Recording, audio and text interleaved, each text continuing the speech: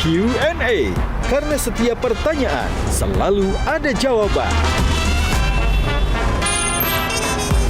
Dipandu oleh Yohana Margareta.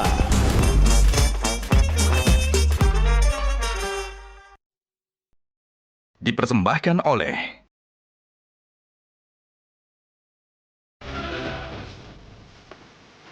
Panelis kita hari ini. Dari semua ajaran Papa yang Papa ajarin aku, penyesalan terbesar di hidup Papa. Sekuat apa ya seorang Adri Subono dari air mata darah tapi nggak mau berhenti. Kerugian-kerugian yang jumlahnya nggak main-main. Gitu. Value apa sih, Om Adi, yang ingin disampaikan seorang promotor melalui festivalnya?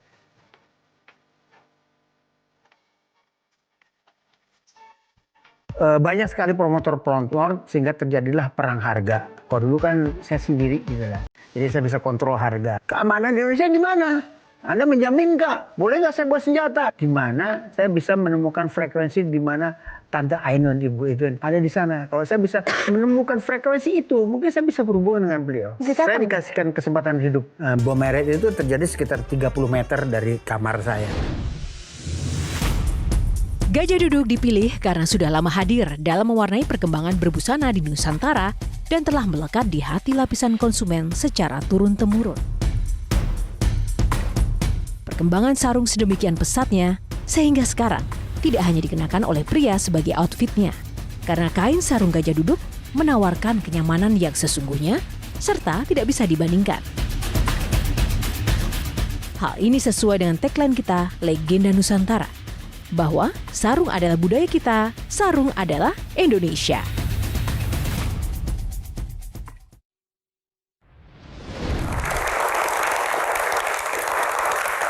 Halo pemirsa, apa kabar? Jumpa lagi bersama saya Yohana Margareta dalam program paling spesial Metro TV Q&A, karena setiap pertanyaan selalu ada jawaban. Terima kasih kepada pemirsa yang sudah setia menonton Q&A dimanapun Anda berada. Dan terima kasih juga untuk para penonton yang sudah hadir di studio kali ini. Mahasiswa dari Jakarta, terima kasih teman-teman.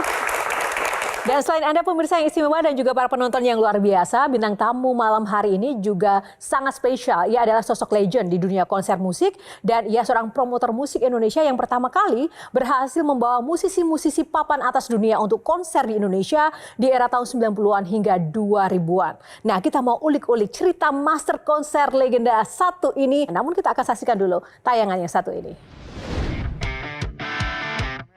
Adri Subono lahir pada tanggal 11 Januari 1954 adalah pendiri Java Musikindo, sebuah perusahaan promotor musik ternama di Indonesia era 90 hingga 2000-an. Selama bertahun-tahun, Adri telah mendatangkan berbagai musisi terkenal dari mancanegara untuk tampil di konser-konser yang diselenggarakan di Indonesia melalui Java Musikindo. Banyak bintang papan atas dunia seperti Mariah Carey, Maroon 5 hingga Shah Rukh Khan berhasil ia datangkan ke Indonesia. Adri Subono adalah keponakan dari Presiden Republik Indonesia ketiga B.J. Habibie. Ia menikah dengan Krisya Subono pada tahun 1978 dan memiliki 3 anak yaitu Melanie, Adrian, dan Kristi. Sempat vakum membuat konser dan mendedikasikan diri di dunia pendidikan. Seperti apa gebrakan baru Adri Subono di Si Master Konser? Langsung saja kita tanya, karena setiap pertanyaan selalu ada jawaban. Ya, langsung saja kita akan sambut Mas Adri Subono. Halo Mas Adri, apa kabar? Baik. Master konser kita Mas Adri, sebelum duduk, Mas Adri kemana aja selama ini? Saya sudah menunggu-nunggu gebrakan baru Mas Adri. Mengundang siapa lagi nih ya Mas Adri Subono? Kemana aja? Kemana aja? Ngurusin cucu. Ngurusin cucu. Ya sekarang menikmatin aja menikmatin cucu, keluarga, ngurusin yang dulu jarang diurusin. Mas Adri, sebelum kita tanya lebih jauh lagi tentang Mas Adri, harus jawab singkat dulu nih. Bikin konser atau nonton konser? Bikin konser. Bagi-bagi flyer atau bikin spanduk? Bikin spanduk. Bikin spanduk, kenapa? Bagi flyer nggak diambil, dibagiin, nggak ada yang ngambil. Nggak ada yang ngambil ya. Tapi katanya istrinya yang lebih banyak Istri diambil saya bagi flyernya. ikut bagi-bagi, pada ngambil. Istri saya cantik kan. Private concert atau public concert? Public concert. Oke, dididik ayah atau dididik paman? Dua-duanya. Dua-duanya. Mesti saya jujur mengatakan dua-duanya. Mereka punya cara sendiri-sendiri. Oke. Mariah Carey atau Shah Rukh Khan? Mariah Carey. Kenapa harus ada ohnya gitu? Nah, dua-duanya bagus, dua-duanya is diva. Cuma Shah Rukh Khan ribet. Mariah Carey juga ribet, apalagi dia pakai hak tinggi selalu kan. Sekali waktu dia bad mood ya? Iya, bad mood. Sekali waktu dia pakai gitu, dia jatuh, udah yang semua orang kena imbasnya. Memangnya kenapa Shah Rukh Khan? Dia idola saya loh, Mas. Oh iya, Shah Rukh Khan dia dancernya banyak sekali, dan ya boleh dikatakan saya selalu on time dengan waktu. Mereka enggak gitu lah. Oke. Pada waktu itu dancernya ya. Baik, terima kasih. Silakan Mas Adri. Baik, nanti saya mau tanya-tanya di balik layar aja soal Shah Rukh Khan. Tapi kita mau buka box dulu. Untuk Mas Adri, box berapa Mas yang akan dipilih? Box nomor 5. Box nomor 5. Kita buka box nomor 5. Raja Konser, tepuk tangan. Saya masih ingat di era 90-an sampai 2000, itu hanya ada Java Musikindo di Indonesia yang menjadi promotor terbesar. Kok bisa sampai sebegitunya, memang sepowerful apa sih Adri Subono? Padahal kan kalau jadi promotor harus banyak duit nih. Berarti paling kaya ya Mas Adri? Ya? Saya bukan raja konser loh. Mungkin saya dulu aktif sekali pada zamannya dulu ya. Ya bukan kaya ya. Modal dulu dengan modal sekarang beda. Karena harga artis dulu lebih murah daripada sekarang. Sekarang harga artis bisa jadi 20-30 kali lipat daripada dulu. Kalau dulu Bruno Mars berapa? Sekarang berapa tuh Mas? Bruno Mars ya bilang aja 100 perak gitu ya. Sekarang mungkin udah 20-30 kalinya gitulah gitu ya. Karena Bruno Mars juga dulu waktu pertama kali datang ke sini dia belum apa-apa kan. Dia pertama kali keluar negeri dari Amerika. Keluar dari Amerika untuk bikin konser di Indonesia itu pertama kalinya. Sekarang dulu dia belum menang award, belum dapat apa-apa kan. Sekarang dia udah dapat award segala macem. Dan sekarang banyak sekali promotor sehingga terjadilah perang harga. Kalau dulu kan saya sendiri gitu lah. Jadi saya bisa kontrol harga. Kenapa dulu Java Musikindo hanya bisa menjadi satu-satunya, itu gimana cara? Apakah memang nggak ada saingan atau karena memonopoli mendominasi? Nah, dulu tuh masih jarang, orang nggak tahu tuh promotor tuh apa gitu loh. Promotor apa tugas dari seorang promotor? Itu saya juga waktu itu untung-untungan, bukan untung-untungan. Saya bilang saya mau jadi promotor. Saya mau datengin artis-artis dunia datang ke Indonesia. Karena jarang sekali ada artis yang datang ke Indonesia kan. Semua cuma mampir di Singapura, di Manila, di Australia. Tapi jarang ke Indonesia. Saya pikir itulah diperlukan seorang promotor atau seorang panitia untuk membuat satu konser. Tanpa ada panitia atau promotor, artis nggak akan datang ke Indonesia. Apa yang menggerakkan Mas Adri ingin mendatangkan artis-artis papan atas itu ke Indonesia? Apakah? Duit. Memangnya besar ya Mas? Iya besar lah. Keuntungan jadi promotor. Dunia musik tuh nggak ada matinya kan, dunia konser tuh nggak ada matinya. Artis tuh kebanyakan mendapatkan uang di konser mereka. Bisa untung berapa banyak tuh yang paling tinggi yang pernah diraih Mas Adri pada saat itu tuh? Keuntungan terbesar di konser dibandingin siapa? Keuntungan dan kerugian ya. Kerugiannya saya kehilangan rambut. Keuntungan tuh bisa sampai berapa? Banyak cuannya? Banyak. Kira-kira kerugian juga bisa. Lebih dari 30 miliar? Oh enggak, dulu harga artis nggak semiliar-miliar kayak sekarang gitu. Dulu harga artis masih puluhan ribu, bahkan cuma berapa ratus ribu mungkin ya. Sekarang dolar kan, ya? Iya, sekarang kan udah jutaan dolar gitu, beda. Kenapa susah Mas untuk masuk ke Indonesia? Dulu Indonesia tuh tidak segampang sekarang. Dulu tuh keadaan ada macam-macam lah.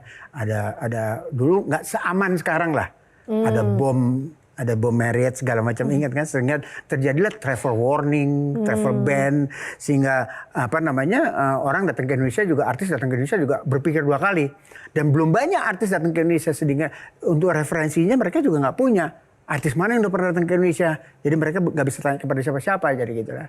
Jadi makanya pertama kali dulu waktu saya mau datangkan artis ditanya oleh agennya, keamanan di Indonesia gimana? Anda menjamin nggak? Boleh nggak saya bawa senjata? Ya nggak boleh lah, saya bilang kayak gitu lagi.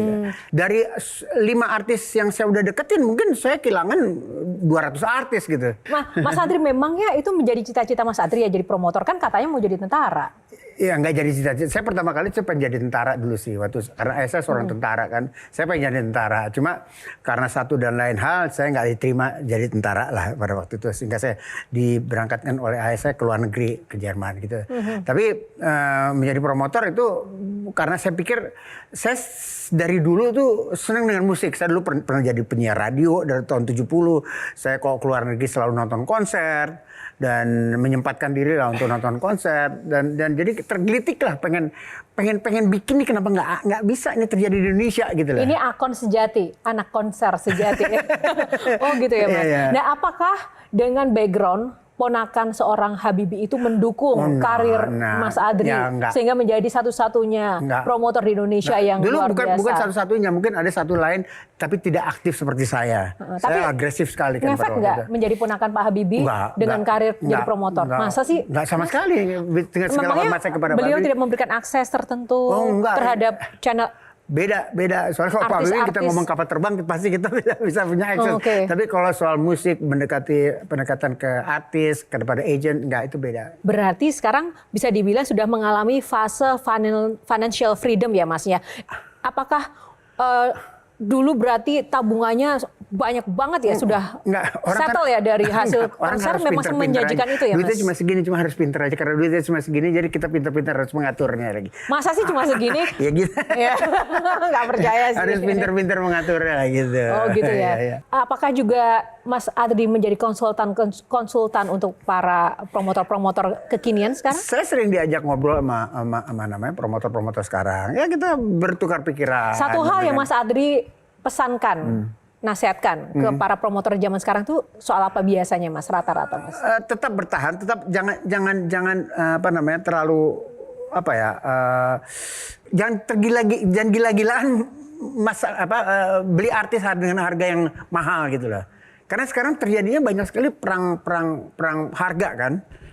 Nah itu kadang-kadang yang untuk saya pikir itu nggak sehat gitu lah. Kalau terjadi perang harga, nanti terjadinya harga tiket juga mahal jatuhnya kan gitu kan. Total berapa ratus konser yang pernah dibikin? Sekitar 120. Saya selalu menempatkan artis Indonesia sebagai opening act biasanya.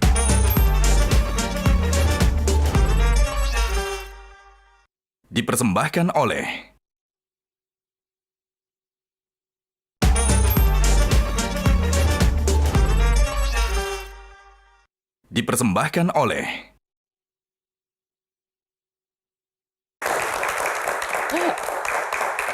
Ya, terima kasih pemirsa, masih bersama Mas Adri Subono. Nah, kali ini teman-teman di studio dan juga Mas Adri, saya tidak sendiri, ada rekan panelis yang nanti juga akan menemani saya mengulik-ngulik sosok Adri Subono. Kita langsung undang panelis kita yang akan menemani saya pada malam hari ini. Kita undang Kang Maman. Kang Maman, tepuk tangan lebih meriah lagi. Salam pelontos. Teman pelontos ya. Sindu Alvito, Mas Sindu. Dan panelis ketiga kita yang malam hari ini, Melanie Subono. Salim dulu sama Papa. Tapi tahu nggak kalau Kak Mel mau datang? Nggak tahu. Nggak tahu. Kamu juga nggak bilang ya? Mobil Papa dulu, aku duduk di bawah itu pelang ATM gitu. Oh gitu. Oke. Tepuk tangan untuk para panelis. Saya ke Kak Mel dulu. Tapi ini saya nggak mau yang biasa-biasa ya Kak Mel. Sama Hidup Sama Ayah, ada nggak pertanyaan yang sebelumnya nggak pernah ditanyakan? Apakah itu? Silahkan ditanyakan. Dalam malam ini. apa aja? Apa saja? Nggak ada deh. Tapi aku masih boleh nebeng pulang kan? Ada nggak dari semua ajaran Papa yang Papa ajarin aku, Papa belajar dari keluarga, penyesalan terbesar di hidup Papa? Yang you wish Papa nggak lakuin? Ya, penyesalan adalah kurang memperhatikan anak. Itu aja yang sampai sekarang itu kadang-kadang, kenapa dulu saya begini ya, kenapa dulu saya begini ya, kenapa saya dulu kayak begini ya, kenapa saya dulu marahin anak kayak begini. Itu yang sampai sekarang yang kayaknya nggak bisa dibalikin lagi gitu loh. Saya tuh orangnya sangat perasa sekali gitu loh. Memang ada efek dari itu yang Mas Adri rasakan? Ya ada, walaupun sebetulnya mungkin orang lain nggak mikirin, tapi untuk saya kepikiran. Saya bikin nangis cucu aja satu kali waktu saya udah kepikiran terus kenapa saya bikin gitu. Emang segalak itu ya Mas Adri? Nggak segalak, cuma kadang-kadang saya punya peraturan gitu. Peraturan itu harus dilakukan gitu lah. Kalau nggak dilakukan ya itu ntar ya pokoknya itu peraturan orang tua gitu. Baik, ini pembukaan yang luar biasa, namun kita sejenak kembali ke musik lagi ya. Nah, kita ke Kang Maman dulu. Sudah berapa lama mengenal Mas Adri Subono dan apa yang sampai sekarang bikin Kang Maman penasaran? 1995 konser pertama Saigon Kick Saigon Kick yang katanya dulu susah penontonnya ya Mas di ya? Plenary. Di Plenary Hall. Liputan pertama karena saya di majalah musik waktu itu. Kemudian Jakarta Pop Alternatif 96.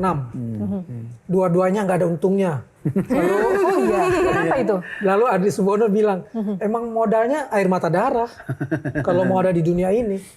Kita pikir selesai tuh, tapi ternyata malah lanjut terus. Nah, sekuat apa ya seorang Adri Subono dari air mata darah tapi nggak mau berhenti, malah makin dan terus sampai di konser yang luar biasa Sarukan itu. Itu yang saya lihat kekuatan untuk menghadapi kerugian-kerugian yang jumlahnya nggak main-main. Gitu. Ya. Sekuat apa Mas Adri sih? Masih kuat dulu. Masih kuat dulu.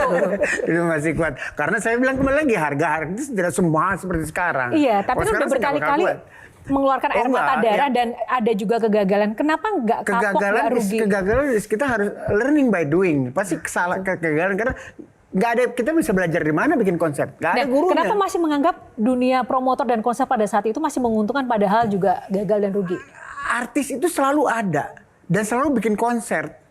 Dan pastinya kalau artis itu selalu bisa bikin keuntungan, datang ke Indonesia pasti mereka juga mau menemui fansnya dan pastinya si promotor juga pasti dapat keuntungan. Tapi kita harus belajar dulu gimana caranya kan. Dulu waktu pertama kali belajarnya saya salah. Pertama kali kesalahan saya bikin band rock itu di Plenary Hall. Ya, orang bilang keder masuk situ kan. Jadi rada kok begini-gini masuknya ke Plenary Hall. Ngitung-ngitungnya masih salah segala macam kan.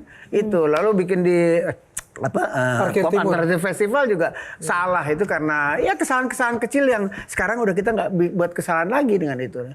Mas Indu setuju dengan itu? Iya. Nah, konser yang atau festival yang dibuat Om Adri ini itu punya kayak legacy tersendiri gitu dan kayak kita ngomongin Jakarta Pop Jakarta Alternative Festival gitu ya. Itu kan sampai sekarang dirayakan gitu ya, kayak Foo Fighters kesini, ada Sonic Youth. Nah ini sebenarnya yang menarik adalah value apa sih Om Adri yang ingin disampaikan seorang promotor melalui festivalnya? Karena saya malah justru percaya bukan hanya cuan sebenarnya, tapi ada misi tersendiri juga gitu, ada idealisme tersendiri yang ingin disampaikan gitu lewat festival-festival Om Adri. Dulu tuh Indonesia nggak pernah dilihat sama artis loh, nggak tahu. Nggak mau main di mana di Indonesia, mereka tuh reluctant nggak mau gitu main di Indonesia. Tapi dengan ada beberapa artis yang saya datangkan, mereka jadi akan mau datang ke Indonesia. Itu menjadi promosi tersendiri kan.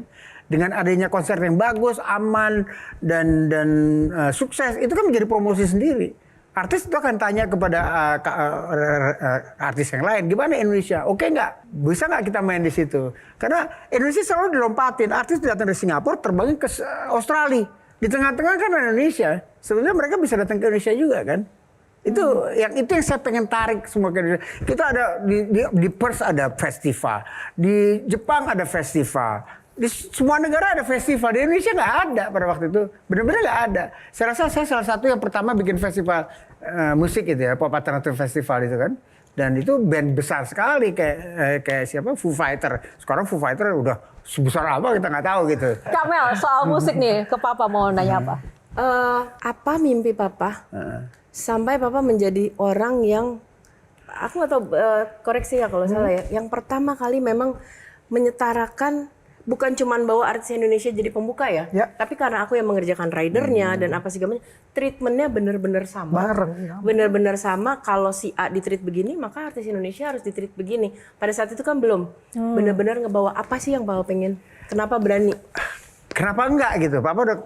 Saya udah keluarkan duit sekian banyak untuk si artis. Itu nanti ada artis Indonesia kita bisa angkat. Dia juga bisa belajar juga dari apa yang dilakukan oleh si artis yang kita datangkan gitu juga kan.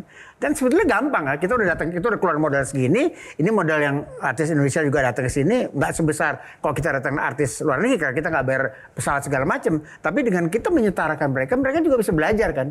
Artis asing itu disiplin loh, sangat tertib dalam melakukan kerjaannya dia dan mengikuti riders sih, walaupun ada 1-2 yang nakal. Saya selalu menempatkan artis Indonesia sebagai opening act biasanya.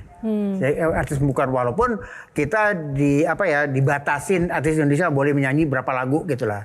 Pada waktu Pop Alternatif Festival memang mereka bilang tidak boleh banyak artis Indonesia yang tidak boleh banyak lagu artis Indonesia boleh nyanyi gitu kan.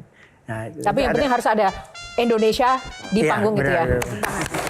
Kamar saya, meja tulis itu saya menghadap ke jendela sehingga saya bisa lihat apa yang terjadi. Jadi waktu bom merek itu kebetulan saya lagi sakit asam urat.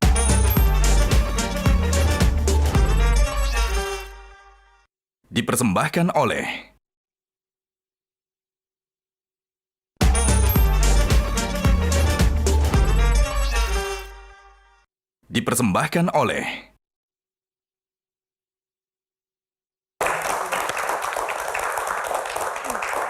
Ya, masih bersama Mas Adri Subono dan para panelis yang luar biasa di Q&A. Kita next box dulu, nomor berapa?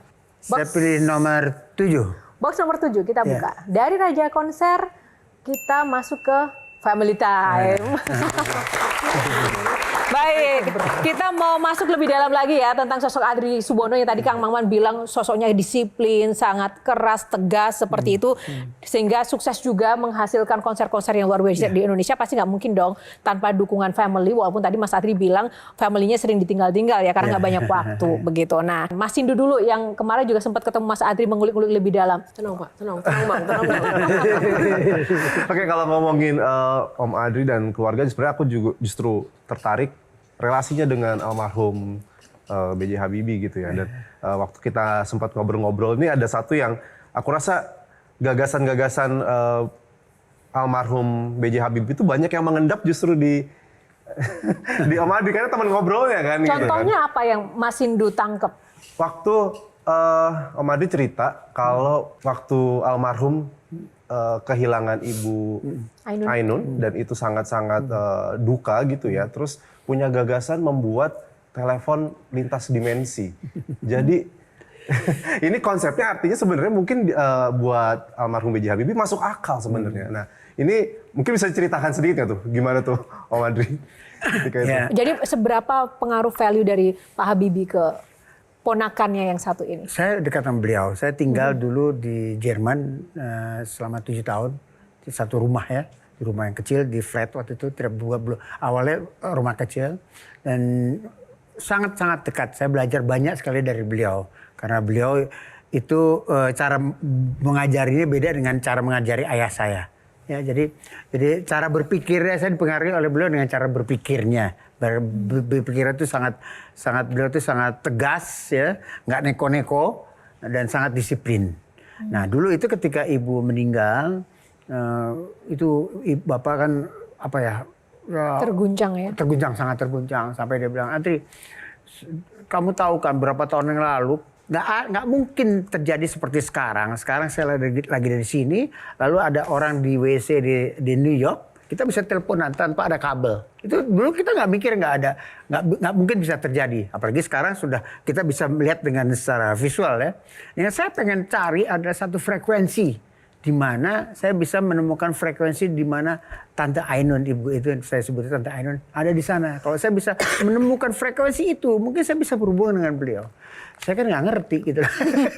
Saya ya mantuk-mantuk aja gitu. Tapi itu bukan tidak mungkin. Kalau Pak Habibie kan beliau kan benar-benar background-nya kan teknologi, dunia pendidikan yang sangat kental begitu.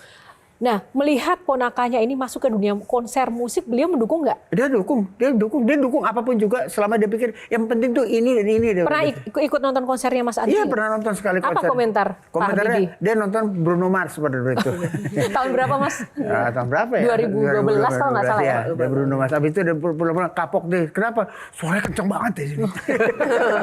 Kalau begitu siapa yang paling berperan dalam hidup Mas Adri? Saya dididik oleh ibu saya sampai saya umur 16 tahun.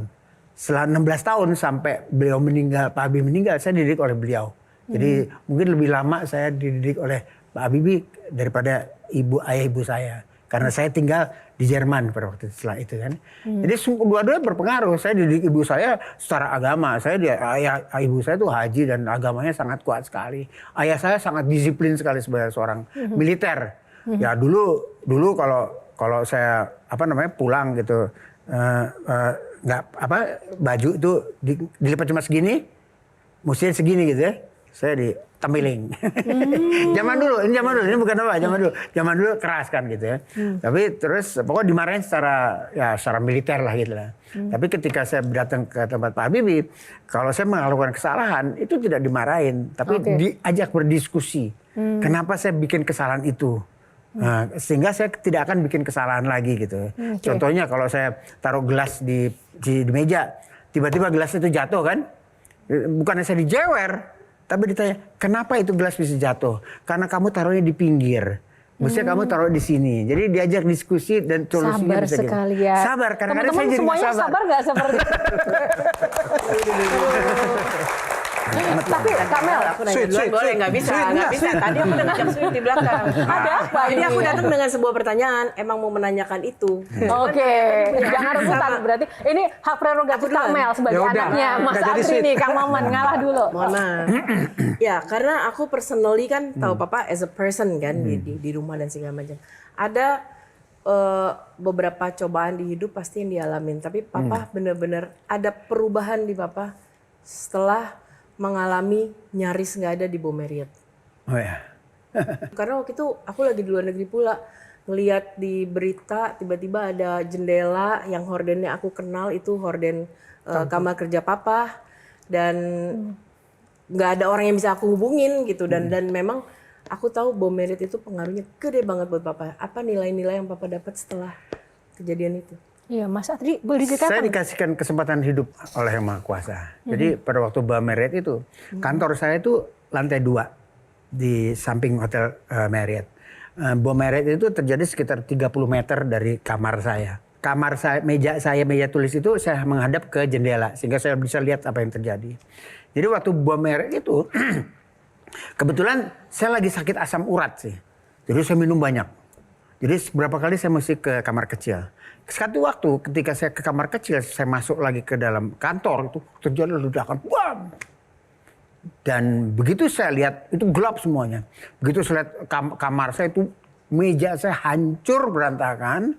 Itu kaca-kaca dari mana? Dari jendela itu mungkin menimpa sekitar 6 meter dari jendela. Sehingga kalau saya ada di situ, pastinya saya udah nggak ada. Itu terjadi tahun 2004 pada waktu itu. Apa yang Mas Adri kemudian pikirkan dan rasakan ketika melihat berada di situasi seperti itu? Ya, ketakutan. Saya turun ke bawah itu seperti gelap semuanya. Gelap semua. Saya keluar itu banyak orang yang berkumpul di luar. Kita cari minum. Saya bekas minum air siapa saya nggak tahu. Saya minum tegak. Saya seperti kita kalau ngeliat di film-film itu loh. Jadi orang-orang pada ketakutan, gelap semuanya. Lobbynya gelap. Dan itu dahsyat sekali sehingga saya sejak itu saya takut naik pesawat. Saya nonton ke bioskop, saya pergi ke bioskop, berapa menit kemudian saya minta keluar kan, suaranya kencang sekali kan. Itu lama sampai saya bisa recover dari itu. Ya, saya tahu saya dikasih kesempatan sekali lagi untuk ya memperbaiki diri untuk hidup. Apa yang berubah setelah itu, Mas Adri? Saya mulai sholat. Walaupun sedikit-sedikit tidak sampai sekarang. Alhamdulillah saya sholatnya sekarang lebih rajin daripada dulu lah gitu. Jadi step by step saya memperbaiki hidup saya lah gitu lah. Kang Maman. Saya ingin balik ke era Pak Habibie. Ya. Kalau 17 Agustus terlihat di layar kaca ada Mas Adri Subono di istana. Tapi kok nggak memanfaatkan nepotisme yang nggak minta jabatan dan macam-macam ya seperti anak-anak sekarang ya? Waduh. Saya justru pada waktu bapak jadi presiden, saya malah absen kerja, malah konser saya batalin sendiri. Ricky Martin, pada waktu saya batalin Ricky Martin loh. Nah itu dia. Karena banyak demo segala macam. Aduh, kok nggak enak kok bikin kayak Ricky Martin, tahu kan? Iya tahu. Ya, itu padahal tiket udah sold out. Tapi ya nggak enak rasanya, terus saya batalin aja lah. Jadi menjadi ponakan Pak Habibie itu suatu keuntungan atau beban? Oh iya pasti ada, pasti ya bangga lah saya menjadi seorang keponakan dari seorang B.J. Habibie ya.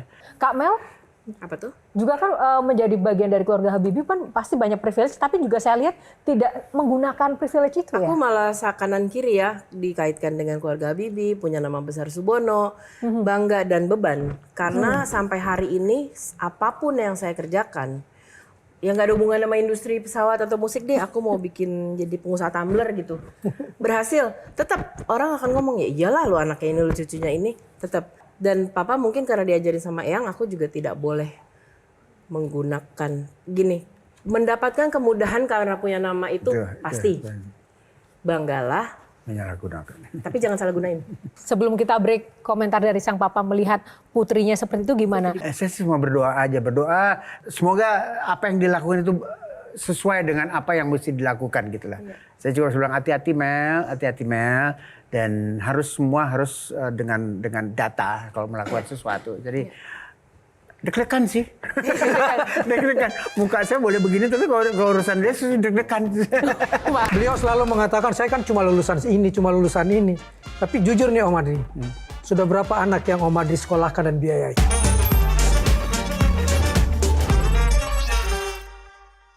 Dipersembahkan oleh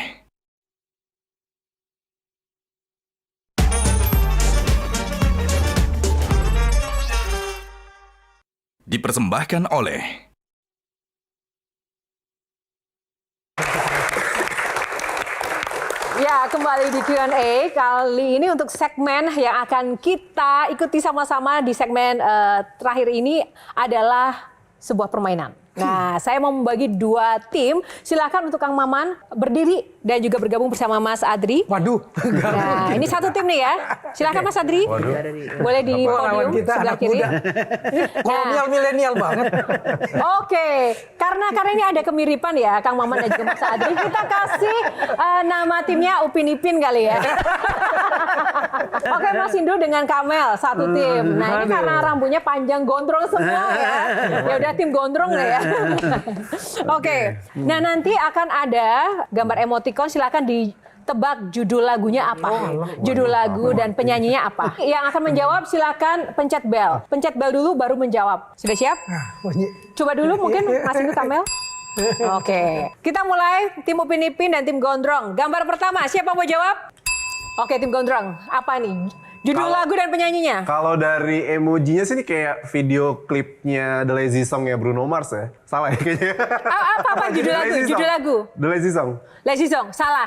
Bukan, ada pasti kata monkey-nya nih. Nah, apa? Dancing, apa monkey gitu ya? Dancing monkey. Oke, nyaris gak apa-apa deh, dance monkey. Gak boleh dong, gak boleh. Apa namanya? Kita play dulu musiknya.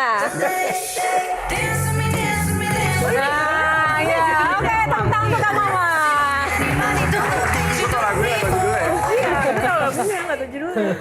Nah, gambar kedua kita akan buka judul lagu dan penyanyinya. Oke, Kang Maman. Tulus, hati-hati di jalan. Wih, betul. Keren. Kita play dulu dong. Hati. Kita akan bersama. Betul Kang Maman, tepuk tangan Kang Maman. Luar biasa. Nggak ada penghalang jadi cerah. Selanjutnya. 2-0 ya ini ya, 2-0. Ayo nih, milenial dan kolonial. Gue dia cuma mencet.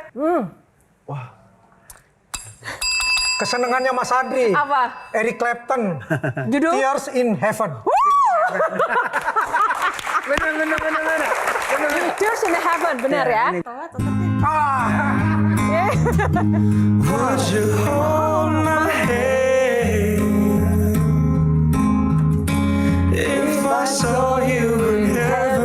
Tepuk tangan. Idolanya beliau. Benar ya? Selanjutnya. Oke. Stop and stop. Silakan Kang Maman. Sampai batas waktu. Ade Govinda Fadli. Salah? Masih salah? Fadli Judulnya? Padi, ya. Tanpa batas waktu. Tanpa batas waktu. Enggak. Kasih kesempatan. Oke. Berarti 3-3 Tiga setengah. Oke, kita mulai. Merindu, ku yakin kau tahu, tanpa batas waktu. Oke. Terima kasih. Silakan kembali ke tempat masing-masing. Aduh, gimana nih tim Upin Ipin akhirnya memenangkan ya, senior memang beda ya. Kita ngalah tadi. Oh enggak, alasan orang kalah biasa kayak gitu. Oke Mas, kita langsung buka box nomor berapa ya? Box kali ini? Nomor 2. Oke, box nomor 2. Kita buka box nomor 2. Lifestyle. Tepuk tangan dong. Nah, kita mau bicara lifestyle Mas Adri Subono ya. Mas Adri, dulu saya kenal Mas Adri itu rambutnya gondrong, ya memang agak botak begitu ya. Nah, sekarang gimana nih? Kenapa nggak gondrong lagi, Mas? Nggak ada modalnya. Kan katanya sempat mau tanam rambut tapi gagal ya, Mas? Ya, Benar nggak? Saya dulu waktu masih muda rambut saya segini kan. Panjangnya sepanggul. Terus lama-lama rontok atasnya. Lalu pada tahun 96, waktu itu teknologi baru ada katanya untuk bisa menanam rambut kan. Jadi saya pergi ke Jerman. Di Jerman itu saya dioperasi katanya. Jadi saya dibius di sini dengan 15 kali suntikan di leher saya. Di sini suntikannya, lalu kepala saya dari ujung kuping sini kiri ke ujung kanan itu seperti digergaji gitu loh. Oh. Terus diambil rambutnya, ditaruh di atas meja. Itu rambut rupanya akarnya baunya putih tuh ya. Ditaruh di atas meja, lalu di sini dibor di kepala sebanyak, pakai laser ya, sebanyak 2.500 rambut. Saya mau nanamin 2.500 rambut pada waktu itu. Dari sini habis itu rambut yang di bawah itu ditanamin satu-satu di sini. Nah, bahwa dia tanamnya 100 atau 200 atau 500 kita nggak bisa hitung ya. Siapa yang bisa hitung rambutnya berapa biji, berapa lembar kan. Jadi terus ditanam, udah habis itu ya hasilnya pada waktu itu, waktu saya pulang ke Indonesia tuh orang kayak abis luka tuh kan kayak borok gitu, kayak merah kan gitu ya. Saya terbang di pesawat tuh kepala saya rada-rada merah. Pada waktu itu zamannya AIDS kan, orang jadi agak menjauh sedikit dari saya. Jadi sekarang jahitannya ada dari kuping sini sampai kuping kanan ada jahitan saya. Tapi sukses waktu itu ya? Enggak, jadi segini aja sekarang. Jadinya kayak strawberry tuh. Oke, kalau soal lifestyle nih Kang Maman. Enggak, yang menarik Mas Adri itu dari dulu seperti ini aja. Tapi berhasil mendapatkan cinta perempuan tercantik di atas catwalk. Dulu saya gantengan daripada sekarang. Dulu gantengan dan masih punya rambut gitu lah. Ya pada waktu itu saya mendekati lah. Dulu istri saya Pragawati terkenal pada waktu itu, pada zamannya tahun 78. Saya dekatin, ya kebetulan dia mau. Setelah 2 bulan pacaran keburu dia putusin, saya ajak kawin. Dan Hanya 2 bulan. Hanya 2 bulan. Langsung. Dan bisa langgeng seperti sekarang. Alhamdulillah. Nah, resepnya apa Kang? Kita sudah menikah berapa puluh tahun ya, 48 tahun. Tepuk tangan. Apa resepnya Mas Adri? Resepnya ya sebetulnya istri saya lebih banyak mengalah. Kan saya kan orangnya spontan gitu kan ya. Dia lebih banyak ngadu ke yang di atas biasanya. Oh, lebih banyak ngadu yang di atas mengadukan Mas Adri ya? Iya, kadang-kadang supaya dia tahan mungkin. Wow, hidup perempuan. Kamel, lifestyle-nya Papa nih. Ceritakan aja kali ya. Emang Papa lifestyle-nya itu lagi suka-suka menikmati hidup nih gitu.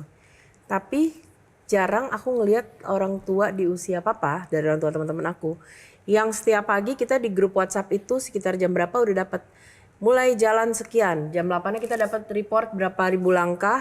Iya dapat itu. Dan kita pasti dinyalain live location. Jadi kalau ada apa-apa kita tahu nih ngejarnya kemana gitu kan. Dan itu dikonfirmasi oleh teman-teman aku. Jadi dia banyak lewat rumahnya Bertrand, rumahnya siapa? Bapak lu udah lewat pagi ini. Bapak lu udah lewat gitu. Jadi itu sangat dipupuk banget sih gimana olahraga berjalan sampai hari ini. Sekarang dia lagi doyan menjaga badan dengan intermittent. Apa yang membuat Mas Adri memiliki gaya hidup sehat seperti yang saya olahraga dari umur 16, saya nggak pernah berhenti olahraga. Oh, saya pernah dioperasi jantung. Saya pernah dipasang ring, 5 ring per waktu. Sekitar berapa tahun? 13 tahun yang lalu gitu. Dan di situ waktu saya sebelum masuk kamar operasi itu, saya berhenti ngerokok. Saya terakhir ngerokok adalah ketika saya mau masuk kamar operasi. Dan saya berhenti sekaligus gitu. Karena saya pikir saya nggak mau kurangin 1 rokok, 2 rokok, 3 rokok. Mungkin susah berhasil ya. Tapi saya berhenti itu. Dan saya pada waktu itu saya mau sehat. Saya bilang saya mau lihat cucu saya. Sekarang saya pengen lihat cucu saya menjadi seorang sarjana. Jadi selalu saya punya satu motivasi untuk tetap sehat lah gitu. Papa dulu ngajarinnya gimana sih umur 0 sampai 20. 20? Belajar untuk hidup. Belajar doang, belajar gitu. 20 sampai 50 mau 40 cari bekerja. uang. Kesannya mau nikmatin hidup. Jadi Papa tuh udah kayak punya Timeline ya. timeline. Kalau dari Mas Indo Nah ini sendiri yang menarik apa? adalah justru kesehatan mentalnya. Kalau promotor itu kan ya biasa ada yang nggak laku, ada yang laku, deg-degan juga ini besok hujan atau gimana, tiket belum laku. Nah itu gimana sih Om Adri menjaga ya untuk terus stabil secara mental gitu? Karena ya itu pasti kalau ya pasti down lah, mungkin nggak laku atau kayak rugi besar terus bangkit lagi. Nah itu gimana tuh Om? Ya kalau ada sesuatu yang terjadi di luar kita punya perkiraan, ya kita harus terima lah, nggak bisa ngelawan juga kan kadang-kadang ya. Itu di dalam konser itu kadang-kadang kita rugi, kadang-kadang kita teruntung, kadang-kadang kita dikibulin sama apalah salah satu sponsor atau apa-apa itu kan kita harus bisa terima. Pernah yang penting, ya, Mas? Oh ya, yang penting konser itu harus sukses, aman dan tidak terjadi apa-apa. Bayangin di tengah puluhan ribu penonton, ribuan penonton itu kan bisa terjadi, semua bisa terjadi kan dulu. Bahkan ingat dulu tuh kalau saya bikin konser itu datang dulu kepolisian tuh nyariin pakai metal deteksi itu nyariin bom siapa tahu ada bom di tengah-tengah kursi-kursi penonton. Zaman dulu tuh lebih berat daripada sekarang kan nggak ada. Itu kan bikin kita tegang juga, ada polisi bawa dengan anjing segala macam untuk meriksa semua seluruh gedung penonton sampai ke ruang artis segala macam. Itu bikin stres kan. Kalau artis udah kita jualan tiket udah habis-habisan, tiba-tiba artisnya nggak datang kan gimana gondok ya, tiba-tiba tahu-tahu artisnya lagi di Bali. Pernah ada kayak gitu tuh. Nggak mau datang ke Jakarta, udah tekan kontrak, kita udah jual tiket, udah habis tiketnya, tiba-tiba dibatalin diri. Tiba-tiba kita di liburan di Bali. Tapi yang menarik dari Mas Adri itu selain tadi dunia kehidupan lifestyle dan juga konser dan musiknya adalah tentang pendidikan. Yeah. Karena setelah vakum ini kan Mas Adri juga masuk untuk dedikasi ke dunia pendidikan dengan sejumlah sekolah ya. Itu kenapa dunia pendidikan? Apa hubungannya dengan dunia musik tiba-tiba masuk ke dunia pendidikan sih Mas? Sebetulnya saya hanya meneruskan impian dari ibu saya. Jadi ibu saya dulu punya satu sekolah yang luas tanahnya sekitar 1,5 hektar di dekat Tangerang Selatan sini ya. Dan ada sekolah SD, SMP, SMA. Ketika ibu saya meninggal, dia menyerahkan itu kepada anak saya yang laki, karena anak saya laki yang tertua. Dan saya mendampingi anak saya untuk meneruskan impian ibu saya gitulah. Terima kasih. Ini yang menarik, Mel. Beliau selalu mengatakan saya kan cuma lulusan ini. Tapi jujur nih Om Adri, sudah berapa anak yang Om Adri sekolahkan dan biayai? Ya nggak tahu. Ya gitulah kira-kira. Kenapa Mas Adri? Ini kan sesuatu hal yang menginspirasi ya. Boleh dong dibagikan ceritanya. Enggak, saya selalu mengajarkan anak-anak bahwa uang yang kita punya itu bukan uang kita. Saya pernah punya pengalaman buruk sekali.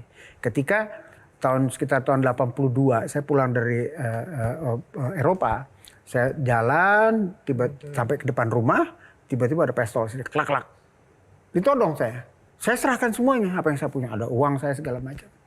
Dari situ saya belajar bahwa apa yang saya punya itu ada hak orang lain yang harus kita serahkan kepada mereka, ya kan? Ya itu 2,5% itu yang kita harus. Semenjak itu saya belajar bahwa mungkin dulu saya lupa ya, tapi itu saya belajar bahwa ini adalah kita harus mendistribusikan kepada orang-orang yang berhak. Sebelum kita akhiri, pesan untuk teman-teman anak-anak muda di luar sana, Mas. Untuk promotor sebetulnya, Silakan, boleh. Banyak, tetap optimis. Indonesia itu bukan hanya Jakarta. Konser itu bisa dilakukan di Semarang, di Surabaya, di Bali, di Makassar segala macam. Pasar itu masih besar sekali. Jadi tetap fokus, berikan yang terbaik apa yang kalian bisa buat, dan antar promotor itu sebaiknya kita bisa berbicara sehingga tidak terjadinya perang harga. Itu kira-kira. Terima kasih. Mas Adri Subono, luar biasa. Si Terima master kasih. konser kita malam hari sudah berkenan di Q&A, berbagi inspirasi dan juga cerita yang luar biasa. Dan tepuk tangan untuk para panelis kita. 3 sosok inspirasi juga yang berkenan hadir. Dan semoga edisi kali ini bermanfaat dan juga memberikan inspirasi bagi Anda pemirsa dimanapun Anda berada. Terima kasih juga, tepuk tangan yang paling meriah untuk teman-teman mahasiswa yang ada di studio.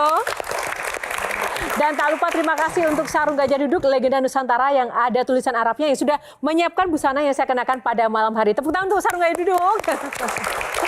Dan pemirsa, terima kasih sekali lagi untuk kesetiaan Anda. Kita akan berjumpa di episode menarik Q&A lainnya. Tetaplah bersama kami, hanya Q&A di Metro TV yang membawa inspirasi dan kisah-kisah menarik untuk Anda. Karena setiap pertanyaan selalu ada jawaban. Ya, saya Yohana Margarita undur diri. Sampai jumpa lagi.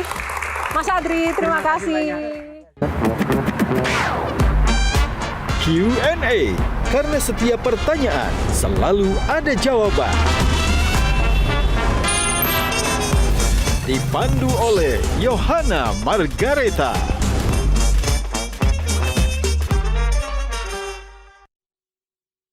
Dipersembahkan oleh Jelajahi cara baru mendapatkan informasi. Download Metro TV Extend sekarang.